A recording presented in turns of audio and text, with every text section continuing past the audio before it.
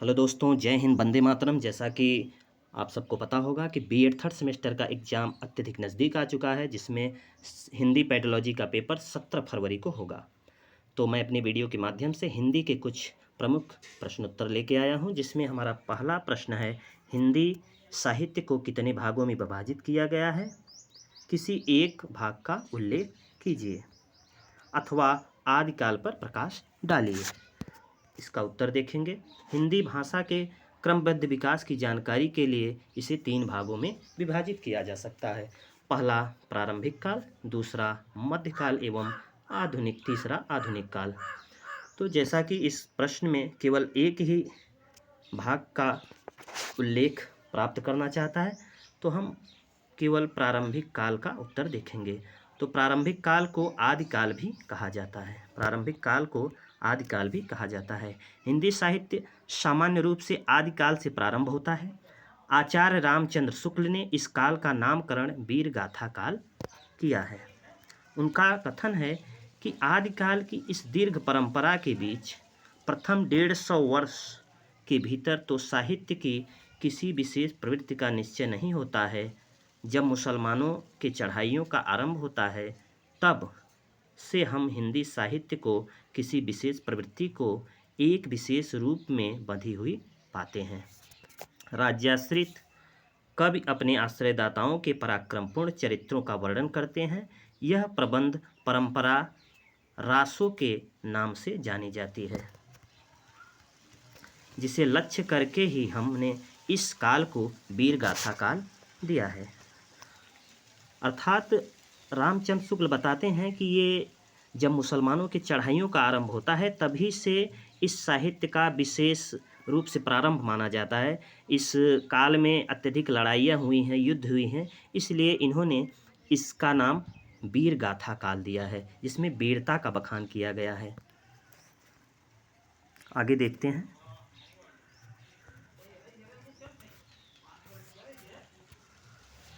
आचार्य रामचंद्र शुक्ल के मतानुसार इस काल के 2 प्रकार की रचनाएं मिलती हैं। आचार्य रामचंद्र शुक्ल के अनुसार इस काल में 2 प्रकार की रचनाएं मिलती हैं। पहला अपभ्रंश की एवं दूसरा देश भाषा की। पहला अपभ्रंश की एवं दूसरा देश भाषा की। अपभ्रंश की रचनाओं में कई रचनाएं तो जैनों के धर्म तत्व निरूपण संबंधी हैं, जो साहित्य की कोटि में नहीं आती हैं। साहित्यिक पुस्तकें केवल 4 हैं। इस काल में साहित्यिक पुस्तकें केवल 4 मानी गई हैं। पहला विजयपाल रासो, दूसरा हमीर रासो, तीसरा कीर्तिलता एवं चौथा कीर्ति पताका। देश भाषा की 8 पुस्तकें हैं। ये साहित्यिक पुस्तकें 4 हैं, लेकिन जो देश भाषा, जैसे देश भाषा, तो देश भाषा की 8 पुस्तकें हैं। पहला खुमान रासो, दूसरा विसल देव रासो, तीसरा पृथ्वीराज रासो, चौथा जय मयंक जसचंद्रिका, पांचवा जयचंद प्रकाश, छठा परमाल रासो, सातवां खुसरो की पहेलियाँ और आठवां विद्यापति की पदावली।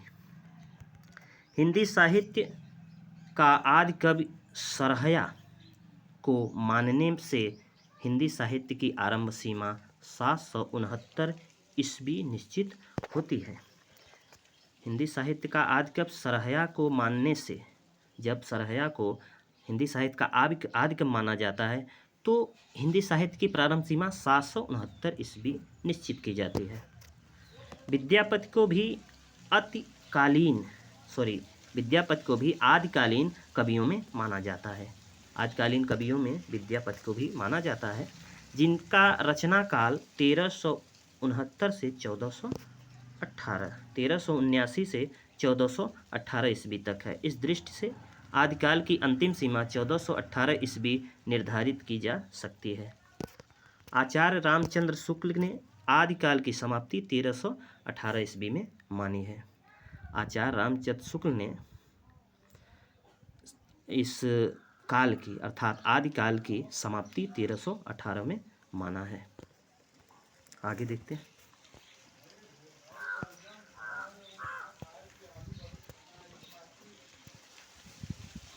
प्रत्येक युग की अपनी परंपराएं हैं, अपने संदर्भ और अपना एक परिवेश होता है, जिसमें प्रेरित और प्रभावित होकर युगीन साहित्य का सृजन होता है। साहित्य सृजन में वह जीवन भी आ जाता है जो उस समय की स्थिति से जुड़ा होता है। आदिकाल की प्रवृत्तियों का और उसमें साहित्य का भू विवेचन करने से पूर्व उन परिस्थितियों को जानना आवश्यक है जिनसे प्रेरित होकर आदिकालीन साहित्य लिखा गया है। इस काल के संबंध परिस्थितियों का विवेचन निम्नवत है। पहला, राजनीतिक परिस्थिति। तो हम इसमें देखेंगे आदिकाल में राजनीतिक परिस्थिति कैसी थी। तो दोस्तों, हम सब ज़्यादातर इसकी जो हेडिंग्स हैं इन पर जरूर ध्यान देंगे, इन्हें याद रखेंगे। तो पहला जो हेडिंग है, राजनीतिक परिस्थिति। आदिकाल में राजनीतिक परिस्थिति। राजनीतिक दृष्टि से यह काल अत्यधिक विशृंखल, अव्यवस्थित, पारस्परिक कलह, ईर्ष्या और संघर्ष का युग था।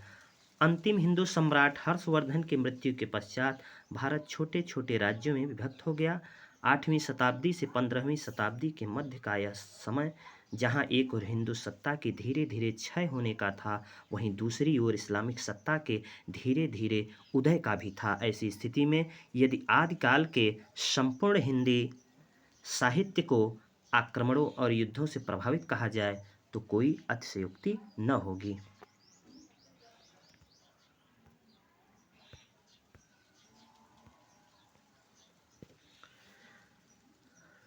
व्याप्त अराजकता के वातावरण में एक ओर वीरता और साहस की प्रवृत्ति विकसित हो रही थी, तो दूसरी ओर आध्यात्मिक चिंतन की लालसा। इस काल में राज्याश्रित कवियों द्वारा अपने राजा की प्रसन्नता के लिए काव्य सृजन किया गया था। निष्कर्ष रूप से कहा जा सकता है कि संकुचित राष्ट्रीयता की भावना के कारण ही भारतीय शासक बाह्य आक्रमणकारियों से अपनी भूमि की रक्षा न कर सके। अंतर कलह, ईर्ष्या, द्वेष से ग्रस्त यह काल भारतीय इतिहास के पतन का काल था। तो यहाँ हमने दोस्तों देखा कि जो कवि थे वो अपने राजा को खुश करने के लिए या प्रभावित करने के लिए भी रचना किया करते थे, और इनमें जो आंतरिक कलह था, इन राजाओं में जो आंतरिक कलह था, जिसके कारण बाहरी आक्रमणकारी आकर यहाँ सफलता प्राप्त कर लेते थे। तो अगला हम देखेंगे, दूसरा जो है वो है धार्मिक परिस्थिति। धार्मिक परिस्थिति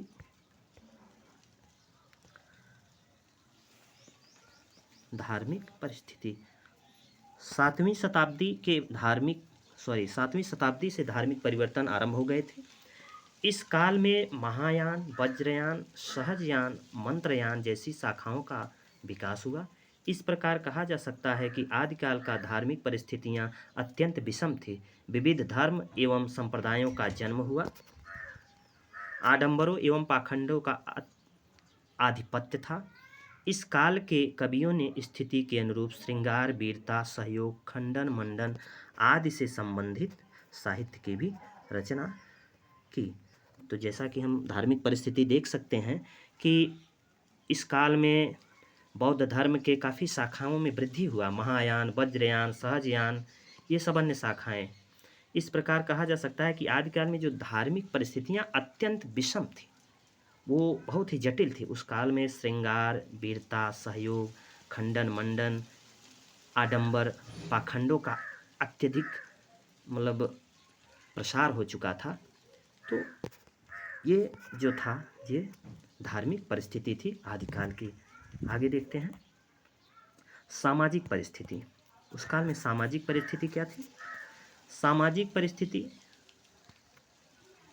जिस काल का राजनीतिक धार्मिक जीवन कलहपूर्ण, अव्यवस्थित, विशृंखलित और विषमता से युक्त रहा हो, उसके सामाजिक जीवन का अनुमान सहज ही लगाया जा सकता है। उस काल में योगियों का गृहस्थों पर पूर्ण वर्चस्व था। उस समय समाज में दो वर्ग बने हुए थे। पहला राजा और सामंतों का वैभवशाली वर्ग था, तथा दूसरा निर्धन और शोषित व्यक्तियों का निम्न वर्ग था। समाज के उच्च वर्ग की विलासिता बढ़ गई थी और सांप्रदायिक तनाव बढ़ गया था। इस प्रकार आदिकालीन सामाजिक परिस्थितियां विषम एवं असंतुलित थी। तो जैसा कि सामाजिक परिस्थिति में देखा जा सकता है कि उस समय धार्मिक जीवन कलहपूर्ण और अव्यवस्थित हो चुका था। जो योगी थे वो पूर्ण रूप से गृहस्थ होने लगे थे, वो अपना परिवार बसाने लगे थे। और लगभग समाज दो वर्गों में बढ़ चुका था, पहला राजा और सामंतों का वैभवशाली वर्ग, और दूसरा निर्धन। एक उच्च वर्ग था तो दूसरा निम्न वर्ग था। उनमें सांप्रदायिक तनाव बड़ा रहता था, सभी एक दूसरे से ज़्यादा बढ़ने का प्रयत्न करते रहते थे, इसलिए आजकालीन सामाजिक परिस्थितियां विषम एवं असंतुलित थी। अगला हम देखेंगे सांस्कृतिक परिस्थिति। तो सांस्कृतिक परिस्थिति क्या थी? हिंदी साहित्य के आरंभ का समय भारतीय संस्कृत के चरम उत्कर्ष का काल था। अगर देखा जाए तो सांस्कृतिक जो परिस्थिति थी वो चरम उत्कर्ष का काल था। आदिकाल हिंदू एवं मुस्लिम संस्कृतियों के ह्रास और विकास का काल कहा जा सकता है। इस काल में संगीत, वस्तु, चित्र एवं मूर्तिकलाओं की मूल भारतीय परंपराओं का धीरे धीरे क्षय हो रहा था, क्योंकि हिंदू नरेश भी मुस्लिम बादशाहों का अनुसरण कर रहे थे। गायन, वादन, नृत्य आदि का इस्लामी संगीत से परिचय हुआ। स्थापत्य के क्षेत्र में अनेक मीनारों, भव्य दरवाजों आदि के निर्माण हुए। मुस्लिम शासकों के मूर्ति पूजा विरोधी होने के कारण मूर्तिकला का यथेष्ट उत्कर्ष न हो सका, परंतु चित्रकला में इस्लामी शैली का प्रभाव अवश्य दिखाई पड़ा। तो इस सांस्कृतिक परिस्थिति में देखा जाए तो हिंदी साहित्य के आरंभ का समय भारतीय संस्कृत के चरमोत्कर्ष पे था। जो आरंभ का समय था वो भारतीय संस्कृत का चरमोत्कर्ष था, लेकिन आदिकाल हिंदू व मुस्लिम संस्कृतियों के ह्रास और विकास का काल कहा जा सकता है।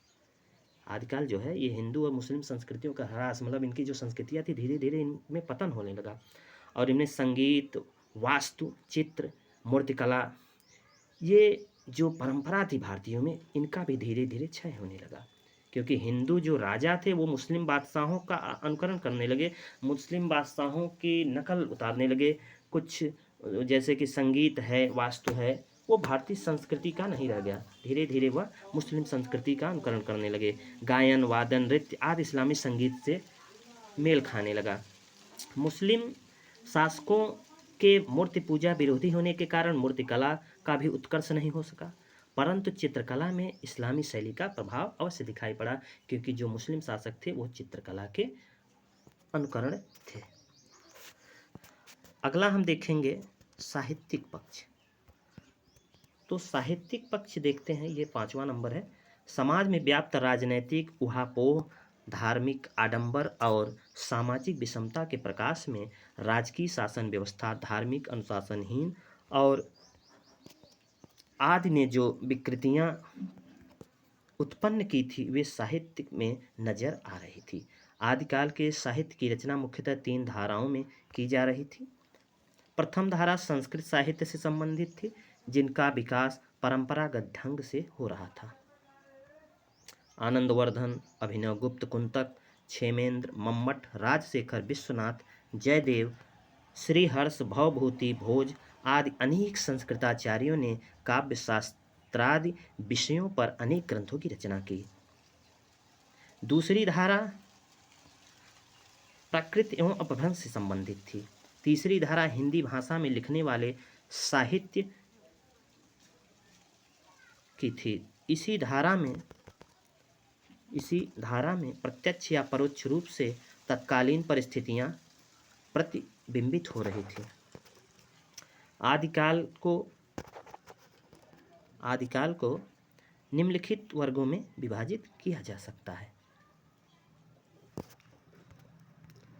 आदिकाल को भी सरलता के रूप से 5 वर्गों में विभाजित किया गया है, जिसमें पहला है सिद्ध साहित्य, दूसरा है जैन साहित्य, और तीसरा है नाथ साहित्य, चौथा है रासो साहित्य एवं 5वां है लौकिक साहित्य। तो हमने देखा पहले प्रश्न का जो उत्तर था आदिकाल के बारे में लगभग हमने पूरी जानकारी प्राप्त की। एक बार हम पुनः इसका जो है रिवीजन कर लेते हैं।